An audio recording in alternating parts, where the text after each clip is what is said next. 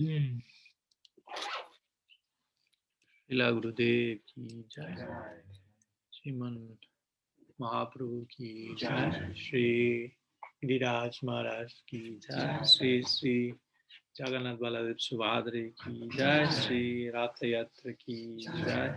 Harinam Sankirtan ki jai. Gaur Bhakta Vrinda ki jai. Gaur Preman. So good morning to all of you, and welcome. And we are continuing with our series of morning lecture. I think this is the last one in the morning, yes. The last morning lecture.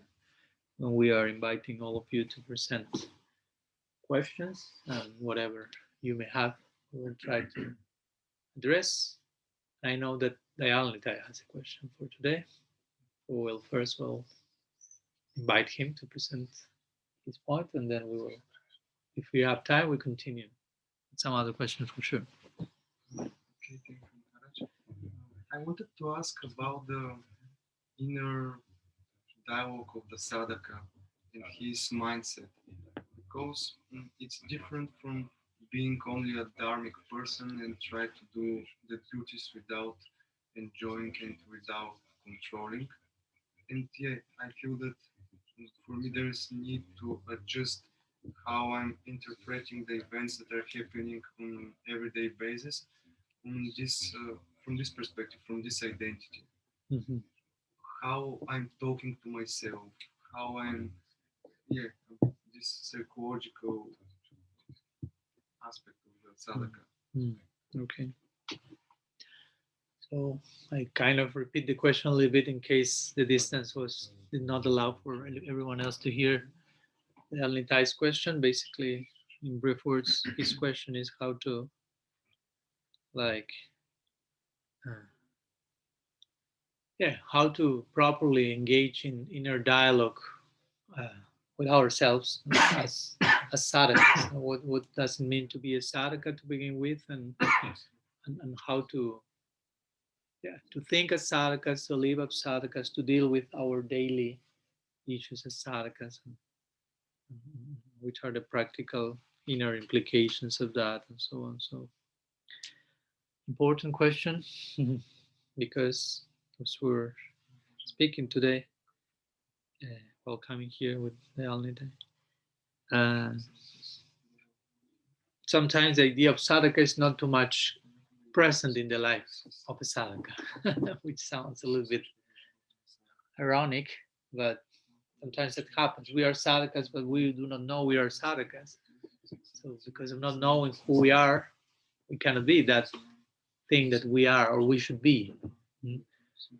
And sometimes there is this dichotomy that you feel yourself, I'm a devotee, but the idea of being a devotee is not really properly defined yet. So we have our own idea of what does it mean to be a devotee. And that idea may not be close to the idea of being a sadhaka. Well, to be a devotee in one sense, it's a very generic notion yet, as we spoke the other day. The goal of life is love of God. Yes, but that's still a very abstract notion. Which type of love, which type of God? So the same thing. I'm a devotee. Yes, but there are so many devotees, levels of devotees, stages of devotion. So who you are as a devotee, which stage you are in. So the idea of understanding I'm a sadhaka, at least for most of devotees, this label, this identity is necessary because most of them are in the sadhana stage. To be a sadhaka means to be in the sadhana stage. You are in bhava, you are a, she said the other day, a bhavuka or a bhava bhakta. When you are in prem, you are in premika or a prem bhakta. But that's really an upgraded PhD like states which are not so easy to attain. Sudur Labas, Rupa Goswami. This is not so easy to attain. It's not impossible, and that's eventually the goal. But we only will reach there as much as we are sadhakas and learn to be sadhakas and identify ourselves as such. So, and again, this dichotomy may be here. We may think ourselves of, I don't know, on one side we want to be the goal is to be, so I don't know, to enter Vrindavan and be a Gopa or Gopi. And on the other side, we are here in planet Earth with all our human relativities and trying to deal with that and how to fill the gap between the two as devotees. No? So the idea, the label of sadhaka is very important and very glorious. To be a sadhaka is very glorious. Yesterday and these days we were speaking about this. Yesterday when we were describing Gundicha Marjan Lila, we were mentioning how Mahaprabhu was garlanding his followers, putting sandalwood paste in their foreheads, like ornamenting them before they were about to engage in cleaning of the heart. Basically, that was the whole meaning of the Gundicha Marjan Lila. Make your heart fit for Vrindavan, to manifest there. So Mahaprabhu said, you are about to get totally messy and enter into all the adjustments and things that have to do with the idea of being a sadhaka, and I'm garlanding you before, because you are about to engage in a glorious task. So to be a sadhaka, to begin with, means to identify ourselves as such, because we have so many layers of identity accompanying us. And I'm not saying these are problematic, but they should be properly integrated in the sadhaka project, in the sadhaka idea.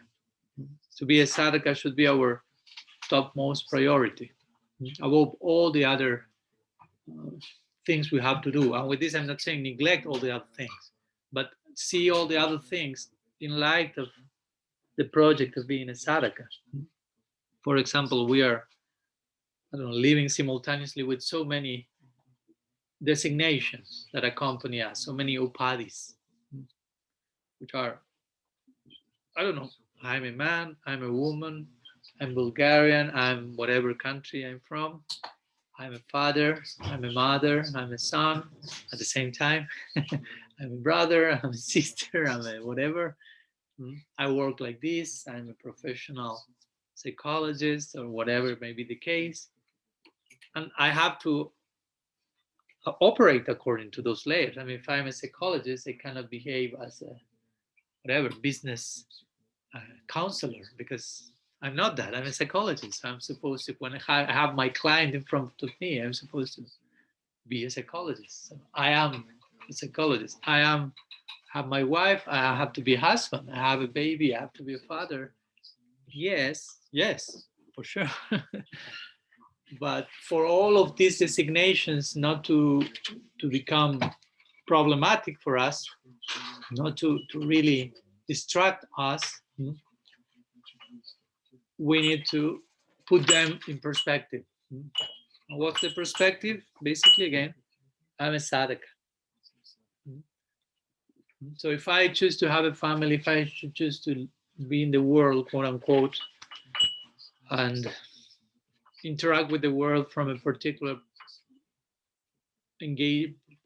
whatever professional perspective, working as this or that, all that is only for me to be whole enough, balanced enough, so that I can upgrade my sadhakaness, if you will, my sadhak condition.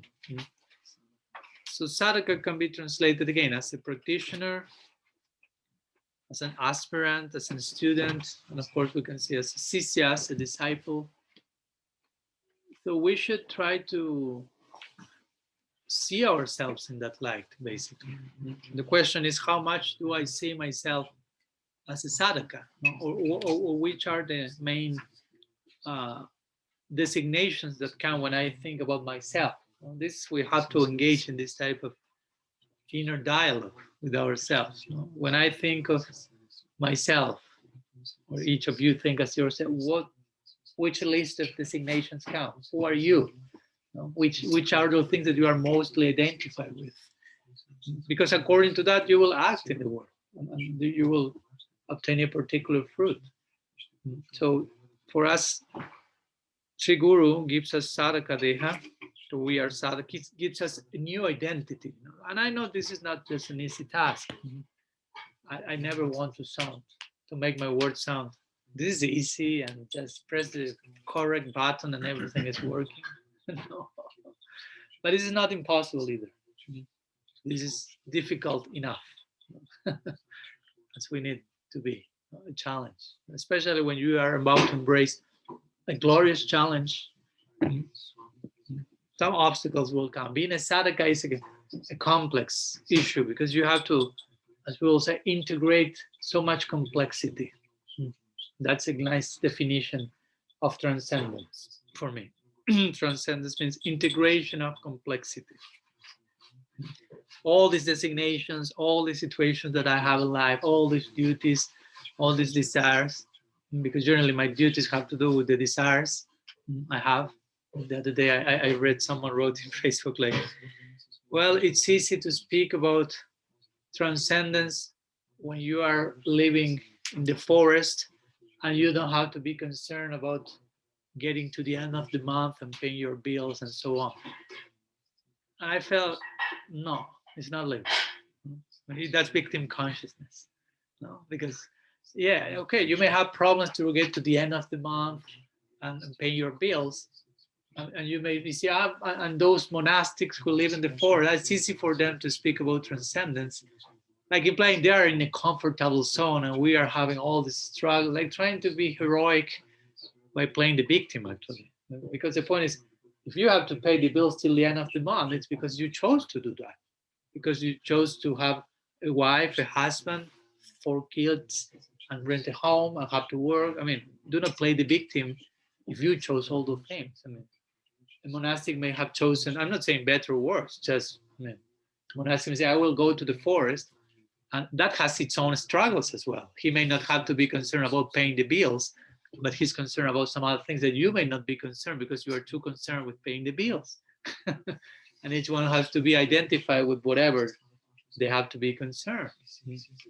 A monastic may be engaging ego effacing and deep introspection and working with, and some other person may not be doing that level of struggle. So who is better or worse? I mean, I'm not trying to establish that, but my point is we have to be careful of not playing the victim, and we have to properly identify ourselves as what we have with what we have to do.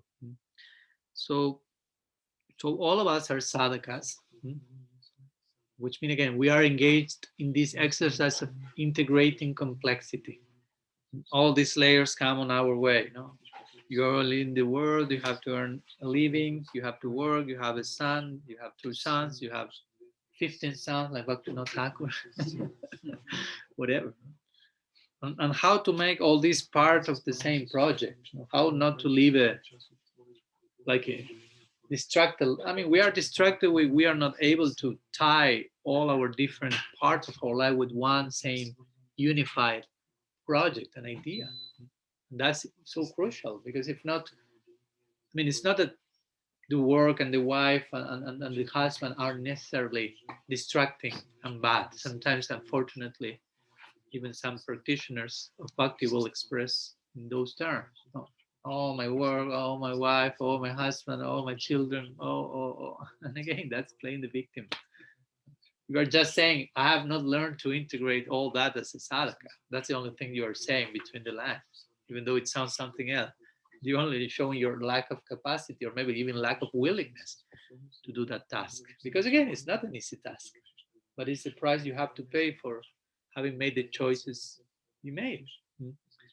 And yeah, there will be some obstacles in Sanskrit. There is one, I don't remember the Sanskrit exactly, but say that whenever you are about to start some big endeavor, important endeavor, there will be many obstacles. Important, I mean, not materially speaking, but deep internally speaking, obstacles will come. Material world will offer its negative impetus to that. And whenever you want to do some nonsense, maybe no obstacles are there. That's easy because it's nonsense. So it doesn't need you don't need the obstacles to show the glory of that, because that's not glorious in itself. And that's why sometimes in India people will say, do not worship Krishna. That's problematic. That will create some obstacles. That has to do with worship Ganesh, worship Durga, clean the obstacles. No? And you can do your nonsense without this type of ideas. No? But Krishna and the Gita say, one who worships me, okay. Not like we have to be scared about that, but the point is this implies another level of looking at ourselves. So being a sadhaka means, again, to integrate complexity. We have all these layers of identity. I'm this, I'm that, I'm a husband. But all of this should be subservient to our sadhaka project. It's not that my husband designation is above being a sadhaka. I know this can be hard, but I mean, that's the only way it will work. Try another combination and it's a headache. If you put above your sadhaka identity the idea, if I'm a whatever, an entrepreneur, I'm like this, I'm like that, try it. I mean, I think we have tried already enough. So now try the other option, the one that is suggested by revelation. Try to first be a sadhaka. Try to see yourself in that light. And that's why we need sadhana, because sadhana takes us into that direction. If you don't have sadhana, don't expect to see yourself as a sadhaka, because one thing is tied with the other. The word sadhaka comes from sadhana. Sadhaka means someone who engages in sadhana. And through that sees himself, herself in that particular light. I'm this. You start to identify as something. So this whole bhakti process is a process of transmutation of identity, if you will, because we are coming life after life with so many false senses of self. That's why one of the main definitions of bhakti, we have the official definition of bhakti for us in our Rupa Nuga lineage, given by Rupa Goswami, Nyavilasita Sunyam, and so on. But he's basing his own definition of another more ancient verse from the Pancharatra, which says, Sarvo Padi Vinirmuktam Tat Parattvena Nirmalam Hrishikena Hrishikesa Sivanam Bhakti Ruchate. So this verse defines bhakti and begins saying, Sarva Upadi Vinirmuktam. Sarva Upadi Vinirmuktam. So upadi, again, as I mentioned, is, in brief words, designation, like labelings, like I'm this, I'm that, I'm that. But none of them constitute a permanent situation. So that's why they are problematic. While you identify yourself as a sadhaka, that's not a problem, because you are supposed to be that for eternity. Of course, in Nityanavada, we find what my Guru Maharaj calls sadhaka siddha bhumi. The land with siddhas are playing the role of sadhakas. So somehow you will remain a sadhaka for eternity there. Although the perfected one is called siddha, not sadhaka. But in Nityanavada, they operate in that role. So we are to be sadhakas forever in one sense. So that's why being a sadhaka is not a problem, because you are supposed to be that forever. A practitioner forever, a student forever.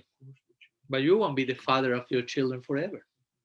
Next life, they may have another father, mother, you may be their son. You never know what will happen. You won't have your same husband and wife forever. I mean, it doesn't work like that. Maybe in the present lifetime, sorry, Sakurat, maybe in the present lifetime, we may be considerably attached to that and we may not think about that. But we, in theory, know. It's not that I'm having married with my husband or wife doing anadi time forever. He's my anadi husband, my anadi wife. I never had another wife. And I try to play out these ideas. If you are with your wife and say, actually, you're my wife now, but I have so many other wives in so many other lifetimes. So it will be like, But it's true, and vice versa. And I've been wife, and I've been husband, and I've been... So we need to, not to be cold-hearted and something like that, but just to maintain everything in the context of the bigger picture. Because if not, we get like overtly, extremely like over-identify with one particular frame of the movie, and we lose sight of what behind that, after that, and so on. So that's what we call illusion, basically. Illusion means like you become obsessed with one like particular frame of a movie that has no beginning and no end. And you insist that only this specific frame has to be a reality forever. And the sages will laugh at that, basically. I will cry for you also. So Sarva Upadi Vinirmukta means this idea of Upadi means designation, and Sarva Upadi means all designation. What to do with all designations in the context of bhakti? Vinirmuktam. So Mukta means get free from. Nirmukta means get totally free from. And Vinirmuktam means be ultra mega archie maximum get free from. Interestingly, no? Because you can say Sarvapadi Muktam. No, not enough. Sarvapadi Nirmuktam. Not enough. Sarvapadi Vinirmuktam. Like to imply, as Mahaprabhu said yesterday, you clean the whole Gundicha, let's clean it again. I said, no, but it's already Muktam, very clean. Nirmuktam. Let's go for Vinirmuktam. Not even a speck of dust has to remain there.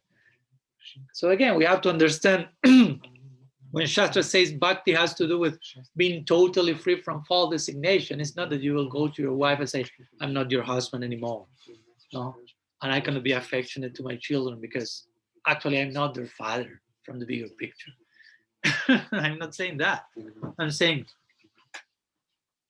while engaging in those roles, do them in the context, understanding the only purpose of being a husband and a wife is this will help me to be a better sadhaka, period.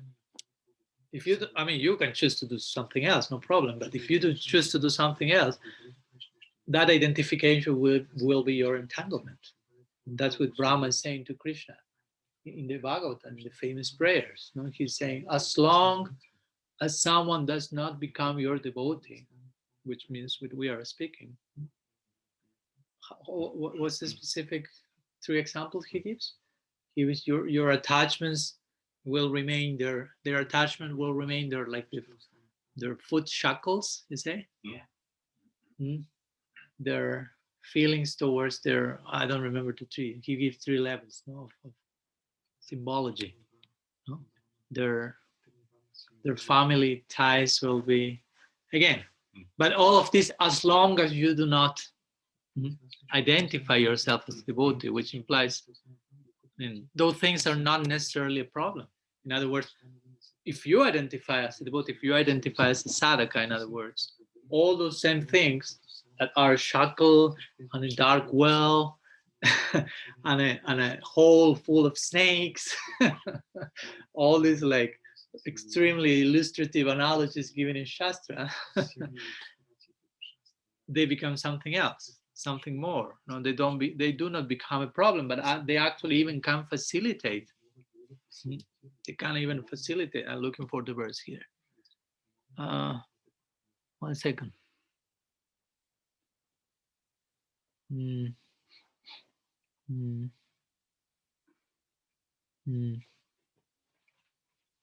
can't remember the name, number.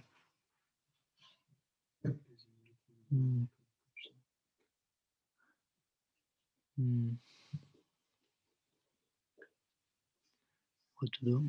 It's not coming. Okay, it's not coming. So. 1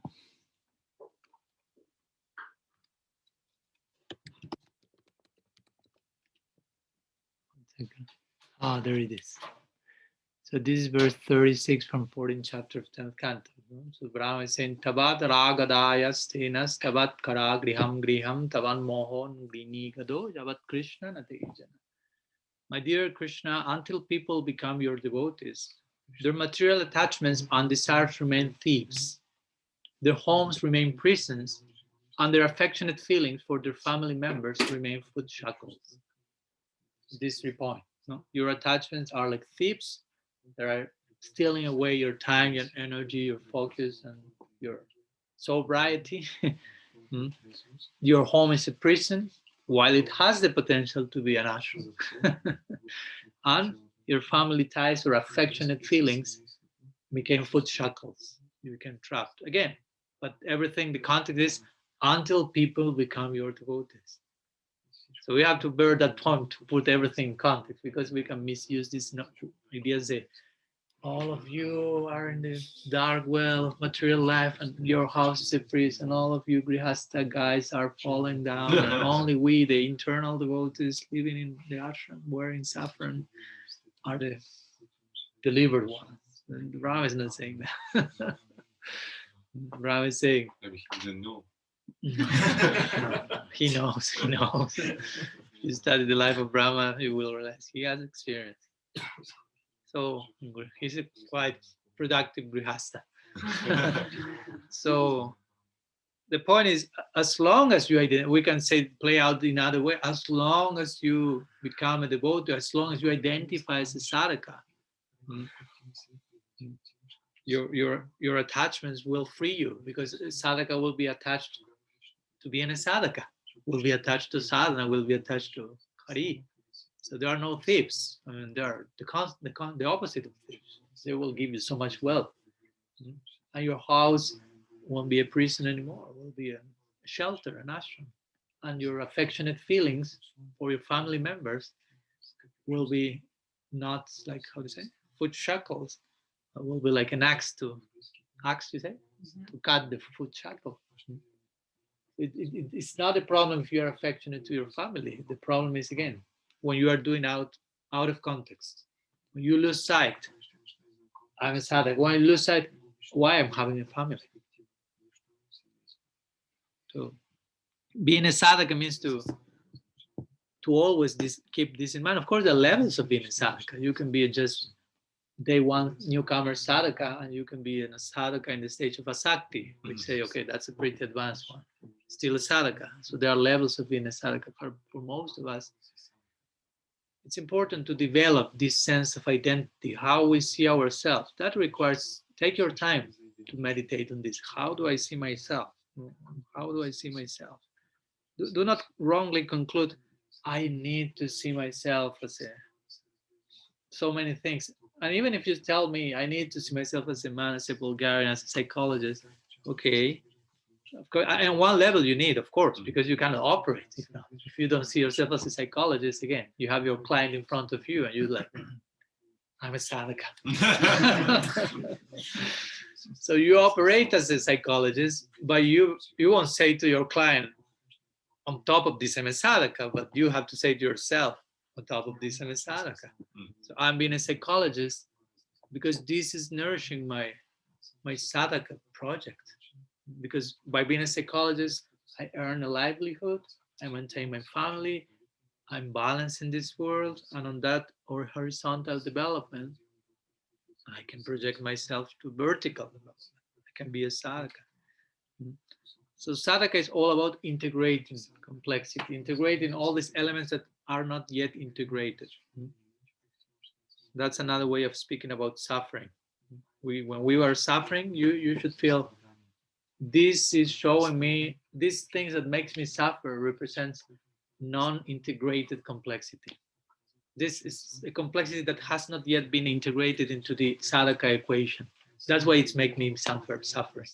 But this same thing, by properly integrated, is nourishing my sadhaka project, my identity as a sadhaka.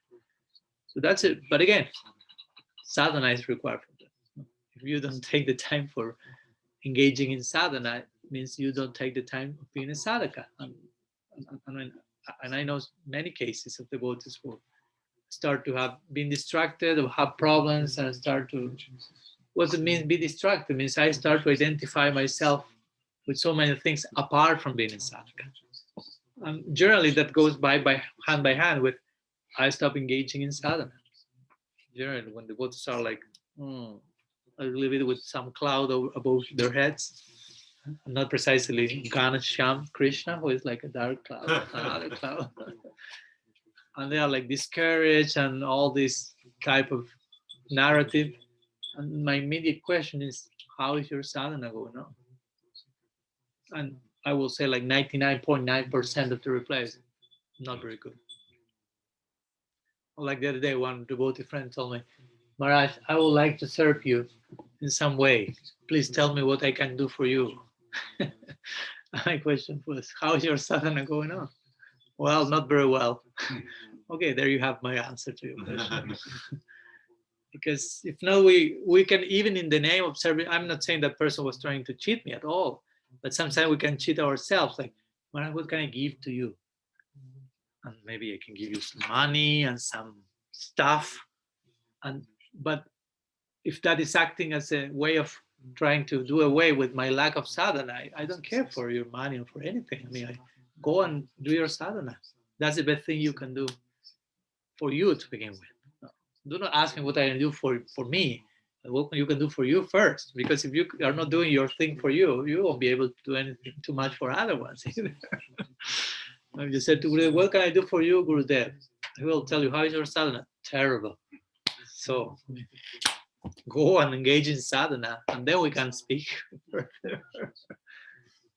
That's real thing, because if not, we're doing things for others in spiritual circles, but without substance. So how much that belongs to a spiritual circle, actually? How much is that's not becoming an evasive mechanism when I try to cover up for my lack of sadhana and just like offer other things in a more superficial way.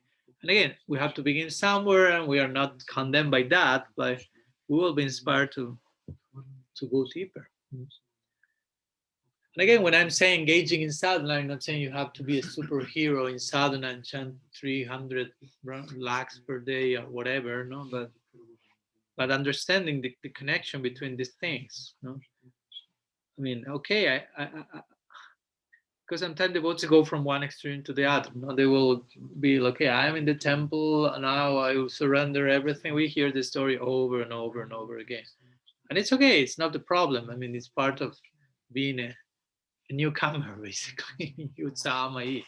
You reject everything and you don't speak with your parents anymore, or you speak with them and you just try to convert them to go the Vedanta from one day to the other.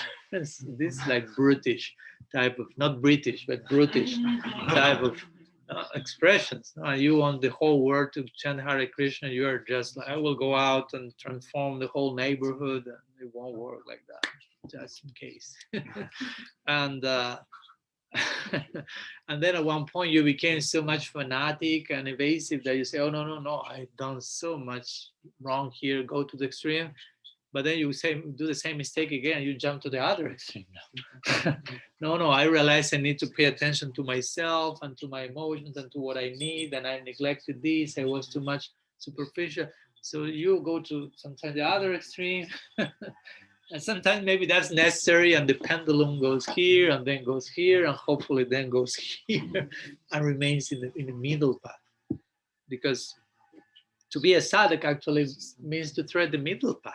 Sadhaka doesn't mean to be an extreme, like zealot and fanatic and fundamentalist and jump from one extreme to the other. And now I want to be a human because I neglected that part, and you neglect your sadhana altogether and became totally degraded in the name of paying attention to yourself. I mean, that's not yourself either. No? So the real challenge is to be a mature middle path person. Which, again, that's not so easy. It's easier to run from one extreme to the other, black and white. But to find the gray in between, we need guidance. So we need to work under some guidance. But that's the challenge, to be a sadhaka. That should be our main identity, basically. When I woke up, I should remind to myself, I'm a sadhaka. And that's why ideally, hopefully, if possible, one should do one sadhana in the morning, at least one part of that, because that puts in context the whole rest of the day. You wake up, ideally, the first thing you do, Jai Mahaprabhu Ki Jai. So I always say, the very first thing you do in the morning somehow it speaks for who you think you are along the day. How you open your day, how you close your day. So if you tell me the first thing I do when I wake up is checking my cell phone and WhatsApp, and the same thing I do before going to bed, okay, that speaks for who you are, with all respect. Instead of offering pranam to your Guru and Krishna before checking your cell phone, at least. No? So we have to put in place the things. There are details, but all of this put together create a whole sense of identity. The first thing I do in the morning is take my cell phone and start doing nonsense and just like rolling, how say, scrolling down in Instagram and see the pictures of whoever knows what. And after half an hour, okay, I'll try to chant my round. You will chant your round with that half an hour of scrolling down in Instagram in your head, like just totally distracted. So, I mean, it takes some discipline and some intelligence to understand how to be a sadhaka, how to feel myself a sadhaka, how to take seriously the project. It's a gift that has been received. So it's a whole sense of identity that will replace who we think we are in a very healthy way. Because again, we are still humans and so much relativity is there. So just to think yourself, I'm a gopi or I'm a gopa, may be too much. Because in one sense, most of us are not there. Sometimes the woods may not even have a clear affinity in one direction or another. So it's no problem. But we can begin with being a sadhaka, which has to do with Gorlila and Dasya. All of us will have Dasya and Gorlila. Will be a servant, will be a sadhaka for eternity there. And we can begin there now, here. If you say, Maharaj, I don't know if what affinity I may eventually have, Sakya, Madhurya, whatever. No problem. Dasya. That should be your affinity today, right now, as a sadhaka, as a disciple, as a servant of the Vaishnava. That's who you can be now. And as much as you embrace that properly, the other thing will come naturally. My Guru Maharaj will say that. You want to know your Siddha Deha? First, know what to do with your Sadhaka Deha. You want to know which is your eternal identity in Golok Vrindavan? First, you have to properly understand which is your identity now. In Mahaprabhu's Leela, if you will, on earth. We are being part of the extension of that. So, so again, we have to engage in the other duties in the world, but not to the point of losing sight of this is in the context of being a sadhaka. It's not that I'm a father for fatherhood's sake. It's not that I'm a psychologist for psychologist's sake. These are upadhis, like it or not. If you don't like what I'm saying, it means you are attached to that. With all respect, if I say psychology is not an eternal reality for you, if you feel like, oh, I feel offended. No, you are over-identified with your job. That's the point. I'm not saying that's happening, but that can happen. If I tell you your relationship with your husband and wife is not eternal, as husband and wife, I mean, that's your problem, not mine, with all respect. But you can relate with your husband and wife eternally in the context of we are sadhakas. And we are getting along and we love each other in the concept of being sadhakas. And in that sense, your relation is eternal. You are projecting yourself into eternity in the service of your generally common guru. And so in that sense, yeah, there is a place for eternality in those relationships, but only as much as you see yourself in the light of being sadhakas. If you take that out and only want to be husband and wife for eternity without being a sadhaka, there's no place for that in Vaikuntha. And we should understand why. So if you really love your wife or your husband as your children, and you would like to be with them forever, that will only happen in the context of being sadhakas.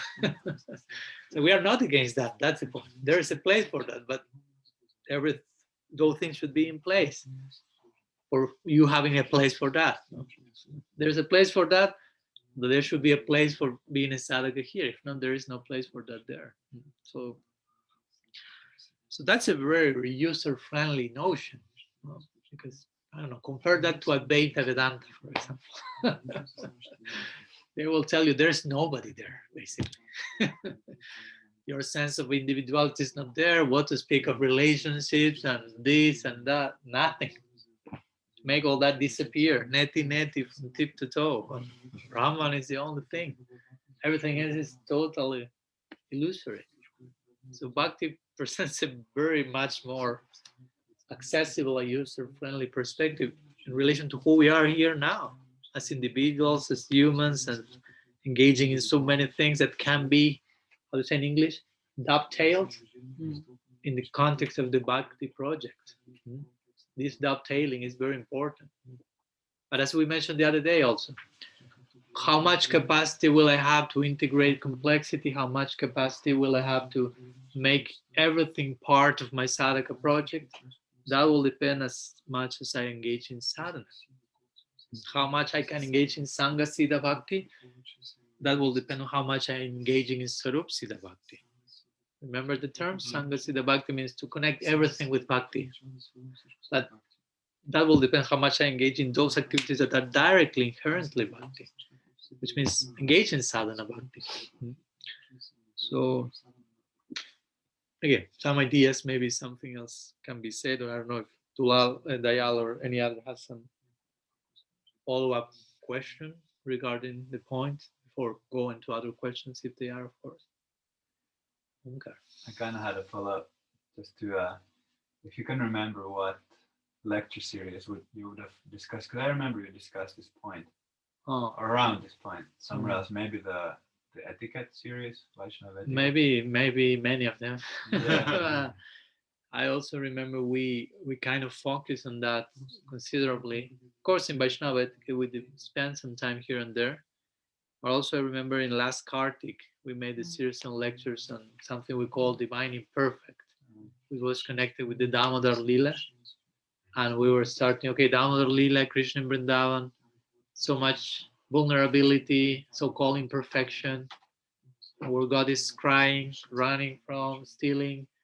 So, and we say, well, we will be able to deal with all this so-called imperfection in the Lila as much as we deal with our own imperfection outside the Lila. So then we start to go in considerable depth on what does it mean to be a sadhaka and integrate complexity and learn to accept and recognize our that side and try to integrate that as sadhakas. Maybe with different terms, but the same point is being emphasized from so many different angles. Yesterday was similarly, while speaking on Gundicha Marjan Lila, I was in connection with that. But I think you refer to that series. We call that Divine Imperfect, something like the theological implications of Damodar Lila, something like that. It's there online. So yeah. I also had a kind of like a follow-up question. Mm-hmm. And I kind of have an idea of it, or I do. I can explain it to myself, but maybe you could elaborate a little bit. Like Kishore Krishna told me last winter that I bought this like a surfboard for the boogie board Gurmaraj really likes, and I said I'm gonna just leave it here, but it's mine. Nobody can use it, even Gurmaraj. And then interesting. And then Kishore said, Kishore just laughed. I mean, he said that. You said that? No, I said that. You said that. I told that to Kishore. That's mine. Nobody can use it. Yeah, kind of jokingly. Okay. And then Kishore. Good that you clarify. Kind of. And then Kishore Krishna said, he laughed and he said, you don't even own your own body, or it all belongs to Gurmaraj. Mm-hmm. And at that time, I really had a hard time understanding it. Now I have a better understanding, but it's still sort of like grinds me a little bit. So you want some further grinding? Yeah. Okay. No, it's gone. A little more grinding. Yeah, that's a hard pill to swallow. I know. I mean, not only for Omkar, but for every single living entity. Because imagine, I mean, someone is telling you, what you think you are not that. What you think it belongs to you, it doesn't belong to you. You don't belong to yourself even. We may say so many things from mouth out, but from mouth in, I mean, we may act out in a different way. So we say, no, everything belongs to Krishna, but in practice, it's my body. It's my, how to say, boogie board. It's my whatever, even. No, it's my, this piece of cloth is mine. My t-shirt is my t-shirt. Nobody else can claim it's yours. You're gonna put your signature below or something, but actually the idea of sadhaka, of course, is tied with this concept of sadhaka deha, like you know, that is bestowed in the moment of diksha, which the guru bestows. Again, you say, but the body is the same. It's not a new body, but the conception and the samskars that are start to spiritualize and affect my previous body, if you will, make for a new body now. A new name is there, a new sense of identity is there. I mean, it's not a joke. It's not just, oh, I got a fancy Sanskrit name now. So I'm so relieved because I hated the name my mother put me, my secular name. So now, no, I've seen that. No? I've seen even like guru given names. Sometimes they said, say, I don't like that name. Can you give me another one? I said like, okay. So the point is, we are receiving a whole new sense of identity, and that sense of identity is in the context of this is not mine. I mean, I belong to someone else.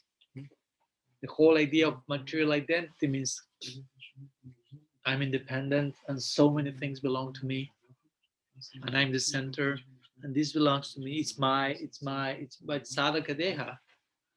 That notion is forbidden basically, because you have to understand as a sadhaka, this body is not mine. Not like my Guru Maharaj will say. Prabhupada will say to us, you are not this body, and now I say to you, you are this body. Of course, not contradicting Prabhupada, but saying he was meaning something on one level. You are not this, the material body. When he said you are not this body, what did he mean by this? This means this particular conception you have about your body in material terms. But he said, but you are this body when he referred to sadhaka deha. You are to identify with that body in the context of being a sadhaka, in the sense you are to take care of it. You may need to do exercise, some physical body. You may to sometimes have some visit Mahaprabhu or Dayal Nitai. You may need some therapy, psychic body. No? You may have diabetes, some physical body, and you may have depression in your psychic body. Two different forms of unhealthy condition that need to be addressed. No? And do not tell me, please, the solution is just chant Hare Krishna and be happy. No? I mean, if you have the capacity of that chanting, okay, no problem. You will be happy even with diabetes and depression. That may be there on some level, you are not identifying with that. But generally speaking, between chant Hare Krishna and be happy, there's a parenthesis with so many considerations. You have to have as a sadhaka. Chant Hare Krishna and be happy, and between, you need this, you need this, you need this. You may need a fancy car, who knows, or more than one. But the point is, no problem. But I need that to be, again, a balanced sadhaka, a balanced practitioner.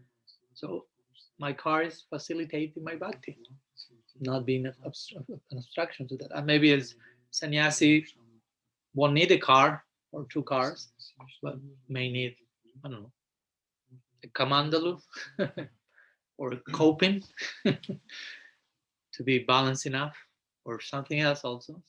And it's okay. As much as they are taking care of their sadhaka deha. Of course, we can make an excuse of this, and I'm taking just care of my sadhaka deha, and you are just really engaging in excess. No? And that's a lot of with one's own sincerity, because you can tell me, Maharaj, I need this recreation in order to be a balanced sadhaka, and we can make it. I mean, with that, you can create a whole eternal excuse. No, what are you doing? No, I'm just being a balanced sadhaka. What are you doing during the brothel? I'm just a balanced sadhaka. I need to attend my different necessities, and that may not be the real answer. No? So the point is, there is a limit to that also. No? It's not that just overindulging in this and that is. It can be. You can look at yourself. The yardstick is how much this is distracting me from my goal, or how much this is nourishing my focus on my goal, how much I'm being distracted from being the sense of being a sadhaka, or how much this idea is being reinforced in me. You have to do your own analysis, inner analysis, and not compare to others again, because you may not need whatever something, and the other may need that. It's not that he's fallen because he needs what I do not need. Not because you need some other things the other one may not need. So it's not about comparison. It's about what I need in the present stage, so I can be a good, again, overall whole sadhaka. So, but yeah, that's a strong notion, because being a sadhaka means basically I belong to my guru. He gave me this new sense of identity. So he gave me this identity. What I will do with this identity, that's in service to him, to her. It's not my identity. It's not like, that's how we think in material terms. No, someone gives you a gift and you think, okay, this is mine now. Oh, someone gives you a gift. Someone is giving you. You are not. It's not you. It was not yours. But when the gift is in your hands, you say, "Oh, now it's mine." But this criteria does not apply to transcendental gifts. No, that's not the nature of the Guru gives you sadhaka deha. Now it's mine. I can do with this whatever I like and have my own sense of I, me, mine. No, it doesn't work like this. When Krishna gives you mercy, it's not the now it's my mercy. No, it's still his mercy. Always. And the same, sadhaka deha is a gift, but which doesn't belong to you. That's paradoxical, but it's like this. That's one of the gifts that you can own. As much as you can try to own that, that stops being a sadhaka deha. That becomes again ordinary conception of body, self. So be careful with being a sadhaka and as a sadhaka trying to do the opposite of that in the name of being a sadhaka. That doesn't work like that. So when you understand, I received this sadhaka identity as a gift from Sri Guru, I'm to honor that reality, that conception. I'm to serve. I'm to honor my sadhaka deha because it's not my. I use the word my just as a way of having to express the idea. My guru gave me this gift, this sense, new sense of identity. It does not belong to me because the very sense of identity of being a sadhaka is I do not belong to myself. But the question is who I belong to. It's not so much what does belong to me. That's nonsense for a sadhaka. What does belong to me? I mean, who I belong to. I always tell this story. Once one devotee, he told me the story. When he went to visit, he had the chance of having personal association and darshan with Srila Bhakti and Dev Goswami Maharaj. So he told me the first time I went to visit him in Sri Chaitanya Saraswat Madh, it was in the 80s. And he entered the room and he fell on Dandavat to his feet. He reached that historical place that all of us were seeing in videos and hearing this like veranda. So finally he was there at the feet of such a Paramahamsa saintly personality with all these like expectations and how it will be the exchange and I will ask this question and whatever, certain fixed ideas. So he entered there and fell on Dandavat onto the feet of Pujapat Chilasidhar Maharaj and immediately after waking up from the Dandavat, he looked at Chilasidhar Maharaj and said, what does belong to you? There was no good morning, what's your name, how are you, what's yours, what does belong to you? And the devotee was like shocked, or like he was not like expecting that welcome. So he was for a moment, and he was in front of Srila Siddhar Maharaj. So even if you have some idea in mind, you say, he's testing me, what I'm supposed to say here. Like he was like thinking, overwhelmed without saying a word, basically. So Srila Siddhar Maharaj insisted, what does belong to you? And you know Srila Siddhar Maharaj, how he expressed himself. So he will say, like, what does belong to you? The devotee was like, so Srila Siddhar Maharaj say, close your eyes. No? I will give you the answer myself. Close your eyes. Or you yourself will give the answer to yourself. I will just help you. Close your eyes. So he closed his eyes. So what are you seeing now? I see nothing, he said. That's what belongs to you. Now you can open your eyes. That means your eyes are open. You yourself give yourself that. Nothing belongs to me. Now we are ready to speak about some other topics. Basically. If you want to have the darshan of someone like him, first you have to have a very clear mind, this idea. That's the filter, A filter. Then we come B, C, D, E. First filter A. Nothing belongs to me. Okay, you can go to the sadhu and have darshan. Because if you go with this notion, so many things belong to me, I belong to me, you may even think the sadhu belongs to me, or who knows, with nonsense. So he perceives something. The devotee told me that. No, I felt that he saw this in me, so he wanted. I mean, Krishna illuminated him and acted through him and wanted to show me first. Put this, have this in place. No, you do not belong to yourself. Your sadhaka deha is a gift you can never own, and that shouldn't be a problem.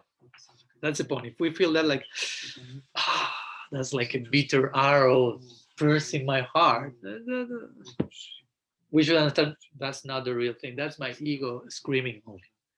And again, not like to demonize anything, but to objectively analyze what's going on in this moment. Emotionally, I feel pierced by 100 arrows when Maharaj is saying in the class, nothing belongs to you. But you have also to be intelligent and objective, understand. No. Maharaj is not an enemy. Really, I'm trying to be a friend.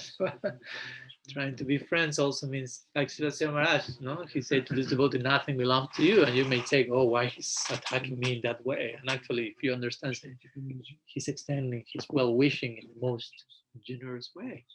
But how much we want to embrace that. I mean, if we are intelligent and we have been blessed, and we have been blessed, and that makes us intelligent enough to understand, yeah, that's what I need. Even though there's some part in me that says, it's pinching. But again, our intelligence I was like, and yeah, it's necessary. That's healthy. We are being taken out of the comfort zone. I mean, you cannot learn anything in the comfort zone, strictly speaking. You will only have, I mean, insights outside of the comfort zone. Realizations come outside of the comfort zone, not inside. Inside, everything is like dizzy, like in being in a perpetual sauna or something. Like when you're like with higher than normal temperature, even than that of the sauna. And just feel like, oh, okay. But out of the comfort zone is get out of the sauna and enter into the lake in Finland. Like, ooh. And cold is like uncomfortable generally. I remember reading one article from one lady once. She was speaking about winter, how she liked winter so much, because winter is taking me out of the comfort zone. Cold is uncomfortable. Warm weather, spring, summer, oh, that's so user friendly in one sense to my sensitive. But winter is like, whoosh. So she was making the parallel. Internally, it's helping me to go out of my comfort zone this way. But that shouldn't be a problem. So Kishore was your well-wisher in that moment. So it's nice to at least see that, no? I mean, one can acknowledge that this is hurting me, this is painful. But it's not because the person is an enemy or what he or she said was actually painful. But I am feeling that as such. I am processing that as such. And again, I'm not speaking here to Ankara, who presented his, I appreciate his courage of embarrassing himself for our upliftment. So that is uplifting himself simultaneously. And that happens to all of us on a daily basis, one way or another. So yeah, being a sadhaka is a great task, a great challenge when we are invited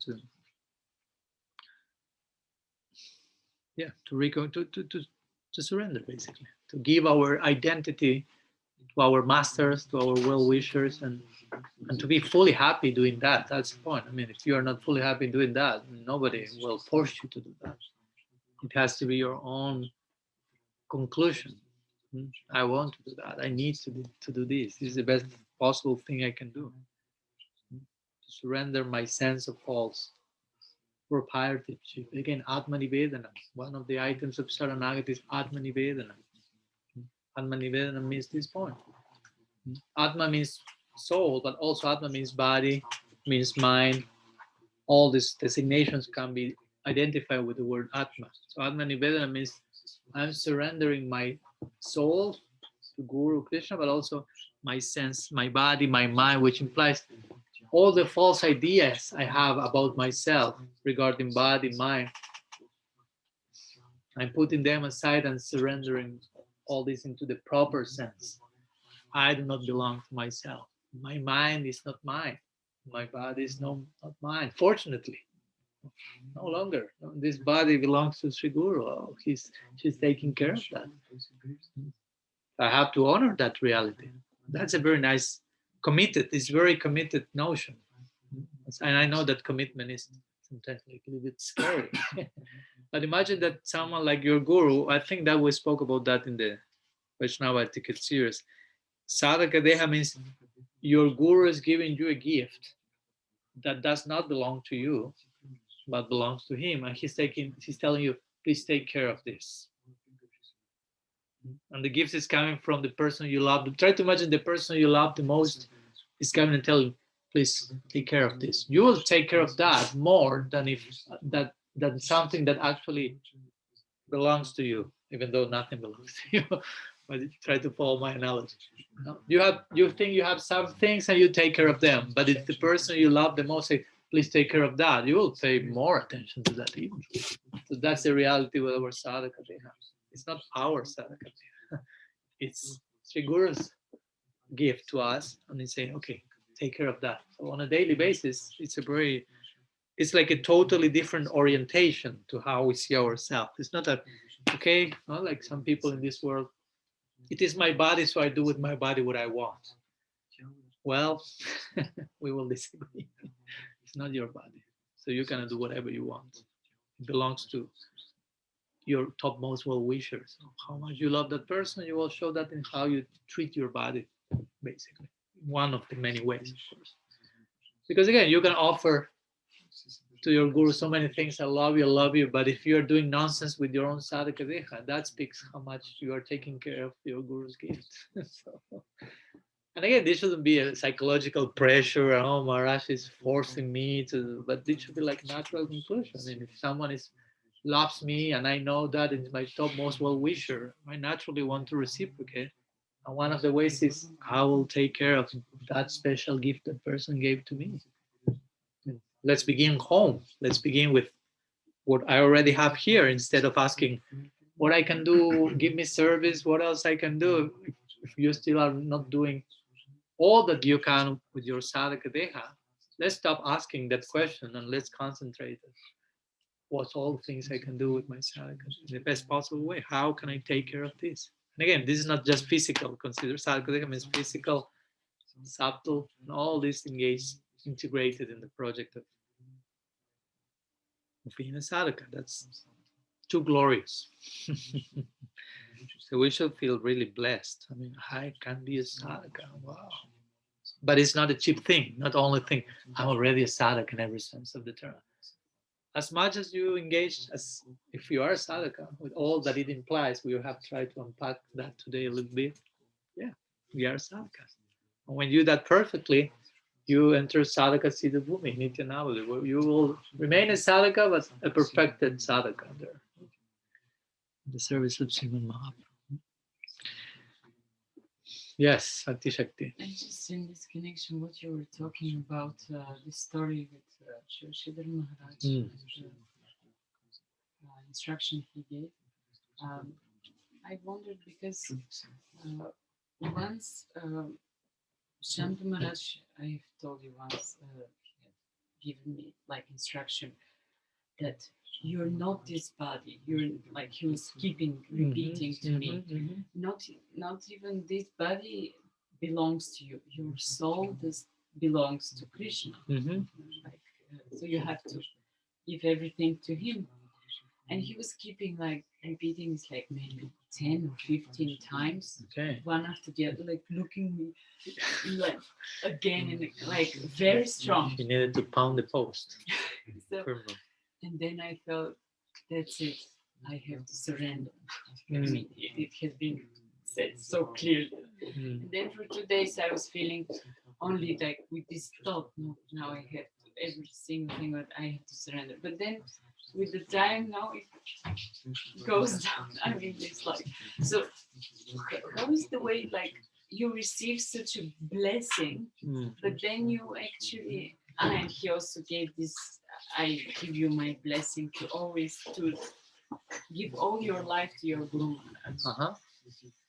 But then, I mean, it's super blessing and everything, but then it feels like you're not taking advantage, because I mean, this is like they give you in a second, like the top most, and then you cannot jump there. Uh-huh. It feels like you're losing this blessing. I mean, it will be difficult. Maybe take advantage of such kind of blessing. I just wonder. Yeah, I get the point. I mean, the blessing is still there. You don't lose the blessing unless, of course, if one engages in heavy apparat or things like this. But if not, the blessings of the saints are there with us.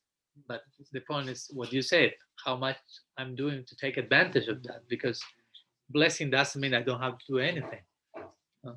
As we always speak, blessing means costless mercy.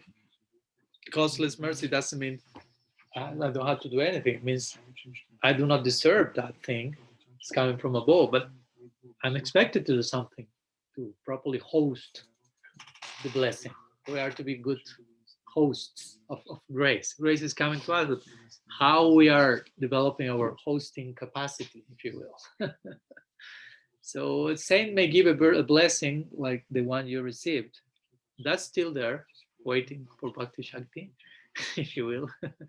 And the point is, but also, yes, not to get traumatized, but generally, I mean, there may be exceptions to the rule, but generally those blessings will take some time for us to properly digest them, because someone may be speaking from such a high platform and extending her well-wishing to us, but it necessarily doesn't mean that we are there immediately.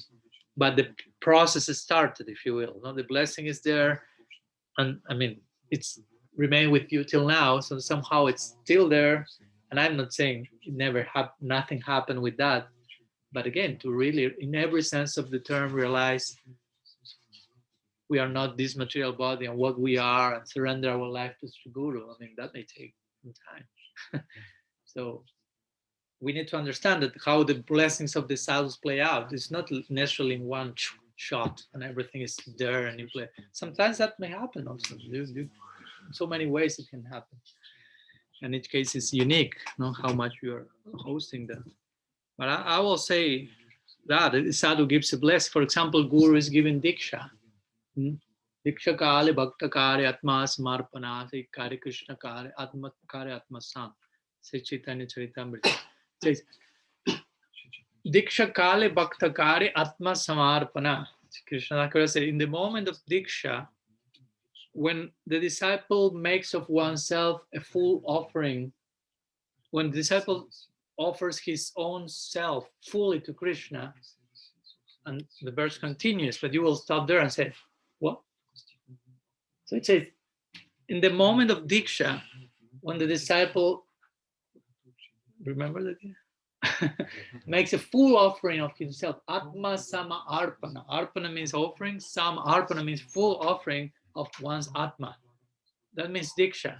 So you start to wonder, did I receive diksha or not then? Because I don't feel that I have given myself from tip to toe in the most comprehensive way yet. So how much diksha is there or not? So the conclusion, of course, is diksha is a process. Diksha is not something that happens one day. Of course, it happens one day in the form of Guru is giving the mantra, and you receive that mantra that day. It's not that you will be receiving the mantra every single day, but what you are receiving from the Guru, that particular sound, what you will do with that, that's whole process, how to deal with mantra, if you will. It's not that, again, Guru gives you Harinam. It's not that you say Hare Krishna, you are there in Golak Vrindavan, and say, chant Hare Krishna, be happy. Say, still not working. Yeah, it's working, but I mean, it's a process. But the blessing is there. The seed, if you will, is there. Ramanda Brahmiti Kon Bhagyavan Jiva Guru Krishna Prasade Pai Bhakti Lata Beach. Bhakti Lata Beach has been, sown one particular moment in time. But again, the whole process of fructification of the seed into a little sprout and to a vine and to leaves and to flowers and to eventually the fruits of friend. That's a whole journey that may take lifetimes. So again, the blessings of the sadhus are there in our life from who knows even previous lifetime. But yeah, it is up to us to take them seriously and try to incorporate them. So it's not to think, oh, I got distracted, that moment became diluted in my life. Maybe, probably, but it doesn't mean it totally disappeared. It's always there waiting for us to go back and take shelter, and every time embrace more and more and more to things. And in time you may realize, as Srila Prabhupada say, whatever the Guru says to you, even one word in one letter, has so many layers of meaning. So maybe sometimes the sadhu may have said to you some other thing, let's say, not something so overtly like a blessing, like something, whatever. And you like pay attention and hear that and think, okay, thank you so much. This is very important. And I took the instruction. But in time you realize, oh, there are so many layers to that instruction. I thought I understood that. And I thought that was a blessing on this level. But now I realized it had another meaning, and it's a blessing, but a real blessing on this new level. So there was another level of blessing that I was not perceiving in day one. And in day two, you feel that. But on day three, you will see something. So the point is, those blessings are there, and one can always go back to them. Like as I always say, when I ask my Guru Maharaj, what can I do to please you the most? And he told me, try to increase your commitment with the ideal. That was the end of the message. So I felt, okay, I have to read these lines every single day of my life forever. And there will be always a meaning there.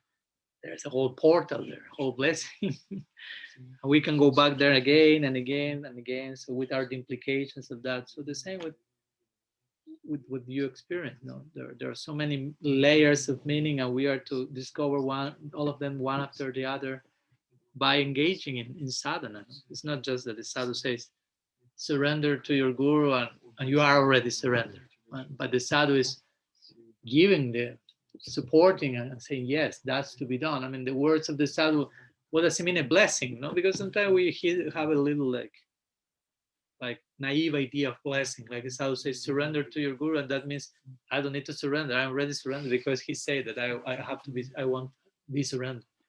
No, he's with those words that are empowered, of course, and are coming from someone who is surrendered, that will have a particular impact in me. So I feel a special inspiration to surrender. It doesn't mean that he surrendered for me. I mean, he surrendered. So he said that I don't need to do it myself. No, he's a particular current of empowerment is coming to me from a surrendered person to inspire me in a particular way to take up the path of surrender. That what means sadhu sangha. That what means to have a guru. It's not that they are doing your part. You have to do your part, but from those persons you are receiving such an impetus, such an empowerment, that without that you may not feel it. I don't want to change. I don't want to. Or you get closer to a sadhu, you start to feel, oh, you start to identify. I want to be like him, like her, or whatever. So again, those words are still there. So it's up to us what we do with that, and how much we. And it's nice to feel, okay, these sadhus are blessing me. I'm counting with those undeserved blessings. That instruction remains in my mind, in my heart, some way. So I will take the necessary steps to make those words come true, if you will. So if the sadhu wishes that in my life, it's my commitment to make her wish a reality. Basically, that's our commitment. If the sadhu says, I want you to become a pure devotee, immediately I'm committed to become a pure devotee because they want that. And I want to honor the visions of the sadhu. The sadhu seeing my potential in a very generous way. Please become this. Okay, in his service, I'm becoming a pure devotee. But their grace, of course, because they were the one who injected in us this prospect and vision. So we have to do our part again. Some effort has to be there, but the grace is there, beginning, middle, and end. So again, yeah, we are to look for blessing from the sadhus, but then we are to do something with those blessings. It's not that you receive a blessing and then you go 5 minutes after, can you give me another blessing? No. That doesn't work like that. I mean, you receive a blessing and you have a deep work to do there, deep considerations. If not, you receive a blessing, you'll go back. Can you give me another blessing so I don't have to do the things that I have to do in connection to your first blessing? No, it doesn't work like that. I already gave you a blessing. So many times this happened. Like I say, sometimes joking, you pray to Krishna, give me mercy, and Krishna sends some mercy, and you just end up running and escaping from that mercy and praying to Krishna, protect me, Krishna, from this. And say, no, that's my mercy. Give me mercy. You won't give me mercy to counteract my previous mercy. No, give me a blessing so I don't have to follow your first blessing. This type of thing. Sometimes we do that even. It's embarrassing. Like we may relate to the guru still or sadhus in that exploitative level. They bless you and you say, okay, can you give me another blessing? Because that doesn't sound some blessing. He said, that's a real, when you are asking in the second time, that's not blessing. I'm giving the year. So that's the price of getting closer to a sadhu. You don't have to go to them with an idealized idea. What does it mean to be blessed? Because if you have that so clearly sorted out, then why the hell you are going to a sadhu? Basically, go to a sadhu, you mean I don't have a clear idea what does it mean to be blessed, and I need blessings. So if you go to a sadhu, say, please, can you give me this specific blessing to me that I already figure out this is the best possible thing I need in my life? I mean, the sadhu will say, it seems you are your own sadhu, you know everything. So, yeah. Yes. Okay, we are already in time, but we can reply one more, maybe briefly. What happened when one lost confidence that can apply these blessings oneself?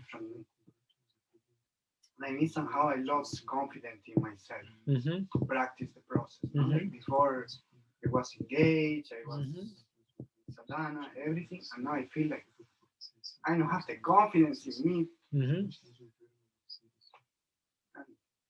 to receive this and apply. And like in my sight, I feel like in this life I cannot attain no perfection, but even medium level. I feel like no confidence. Like Okay. So, welcome to the club. You're not alone in that. So many are joining your words here. So yeah, that can happen. But the point is, that means, I mean, we are weak and we are really small. And it's on one side, it's good to feel, I mean, I'm nobody, and what can I do in relation to such a goal? But that's only part of the picture. If you only see that, that's a trick, another form of the ego, actually, that is tricking you, and you remain like in the center, like I cannot do it. I know, and I understand that one may feel like that because of whatever reason. But we have to bear in mind this is not the only thing that is taking place at the moment. I may not have confidence in myself, but at the same time, I mean, it's good that you are not feeling overconfident, like I'm so incredible that I can do everything for me. I don't need all these sadhus and I will really reach me. It's not like that.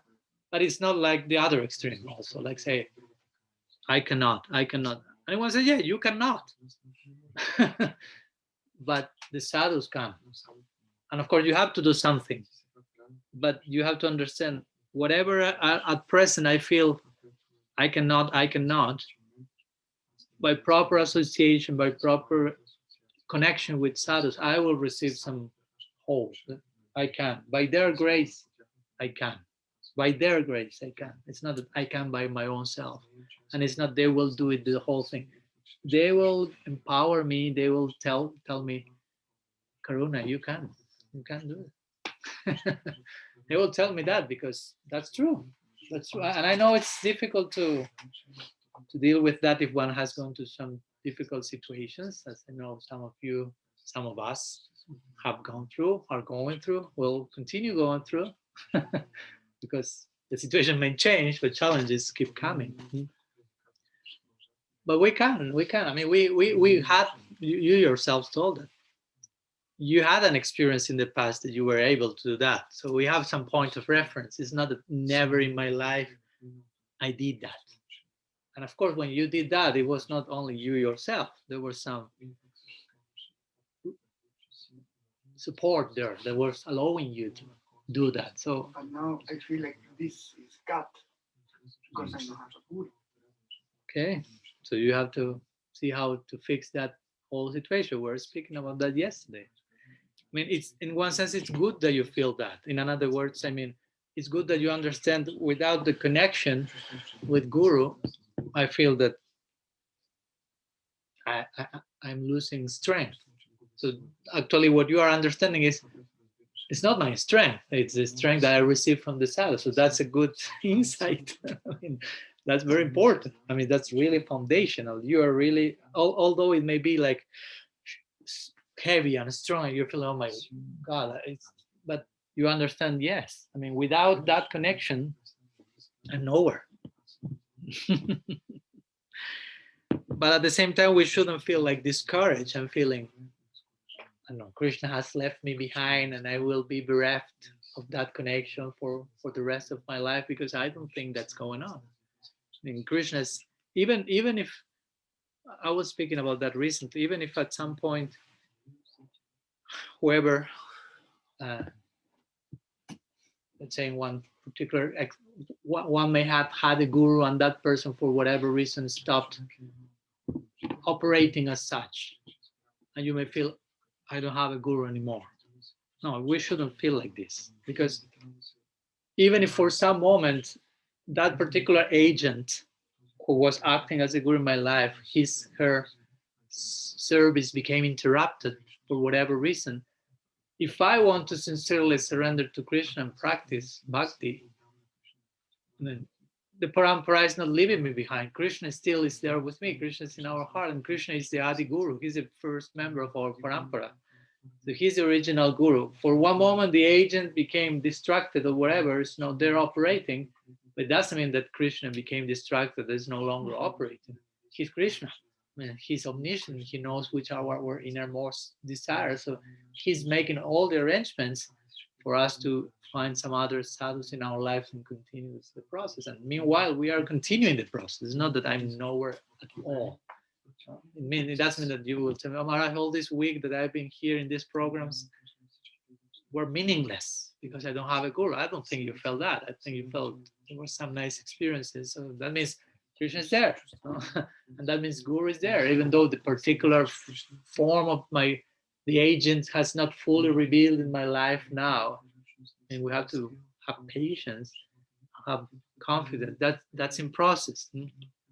My Guru Maharaj used to give this nice example that I like to share also. He says that the example of someone who is a seller, salesman, sales lady, who will come to your house. Maybe nowadays that's not working anymore. It's everything through Amazon, and you know that better than me. It works for Amazon. So someone knocks your door. Oh, I'm offering you this, whatever. Give me some product to sell. You say something. No, nothing. Insurance. Okay. Insurance. Okay.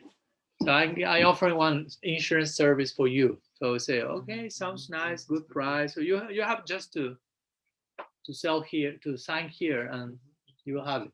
So okay. But I cannot just give to you now the proof that you have it, because I have to show it to other people.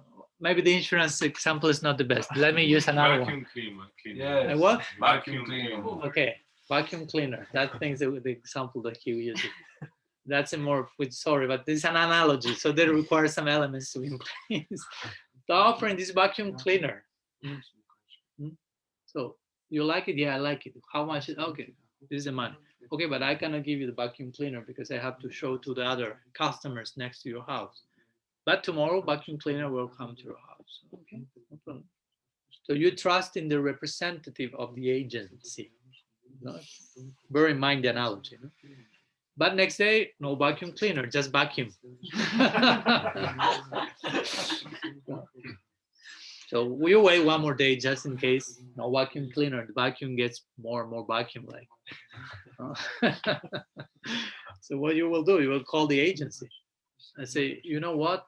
I mean, some representative of your agency came to my house in your name and basically offered something, and I gave myself to that, but the person was not up to what I gave. So now what to do? There's some vacuum. There's a vacuum here, some emptiness in my life. So how to fill that? So the agency will say, oh, sorry, we were not aware that our agent, who may have behaved properly all this time, at this point became distracted and took your energy and didn't properly reciprocate. So we are so embarrassed. Sorry, we will make all the arrangements for you to have your vacuum cleaner immediately. So, and some 10 minutes after that, maybe a little bit more. It may be taking more than 10 minutes, but we have to wait. Krishna has his own 10 minutes. So someone knocks the door and the agency has sent their best salesman, the best one, very loving and charming. And he's coming with 2 vacuum cleaners. Oh, wow, 2 to compensate the lacking, the anxiety, the situation. And he's bringing some cookies and some bonbons, all this stuff, extra added feature. Not only so, at the end you are having more than you were expected to have. Yeah, there was some anxiety in between, but the whole agency responded properly. You give them some time and understand they will reciprocate even in the best possible way. So that's the analogy, in the same way, one Vyasti, representative of the Samasti Guru agency, may have been distracted for whatever reason. But if you have given yourself, if you have paid, if you will, for the vacuum cleaning, trust, invested your faith there. So the agency is not blind. Srila Samrat will say Swarup Shakti is not blind. So they are taking our case in consideration and they're making all the arrangements for us to receive an upgraded version, if you will. So we continue progressing. But we have to also make our part, which is I want to continue. It's not just the agency, but what about me? So warm and sincere, I would like to continue practicing. I would like to engage in bhakti. We have to have full trust and confidence about the well-wishing and mercy of Krishna. And we have to be open to see how he's making those new arrangements, not be also like over-idealizing how that should be happening, because it may happen differently of what we are thinking. But if we are really honest about continuing with our practice, no matter how traumatic experience we have had in the past, if we are really honest and if we are really attentive and honest, we will perceive Krishna is making an arrangement. It may not come from one day to another, everything is there in place. It's a whole process, and during the process we have to work with ourselves as well and see certain things we haven't seen in the past. But we will perceive, oh, he's making arrangements actually. I'm being inspired here, he's sending this sadhu, this shelter is coming. So what do I do with those things that are coming? I have to understand this is Guru Tattva, Krishna, replying to my need. But I have to do something about that, and gradually all the things will come. 1 vacuum cleaner, 2 bonbons, cookies, and all these gifts that we cannot imagine. So, and by the grace of all that, we will also recover our own confidence in ourselves. Understand, yeah, this is possible. There is hope. No, there is hope. The current is coming still. The grace is touching, knocking on my door. There. So we have to open the door and allow ourselves to clean the vacuum, basically. That's the vacuum cleaner. How to clean our vacuum and fill with hope.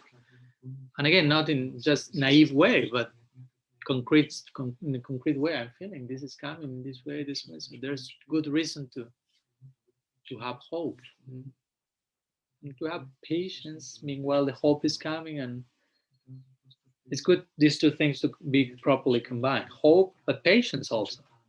I mean, you can have hope, but some things will come in installments in time, and Krishna knows why. So better we have to show him whatever he has sent now, what do I do with that? I mean, I cannot ask him more if I'm not doing whatever I need to do with whatever, with what already is there.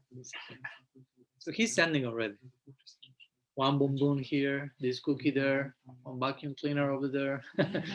So the final whole thing will come in time as much as we do what we have to do with what already is there.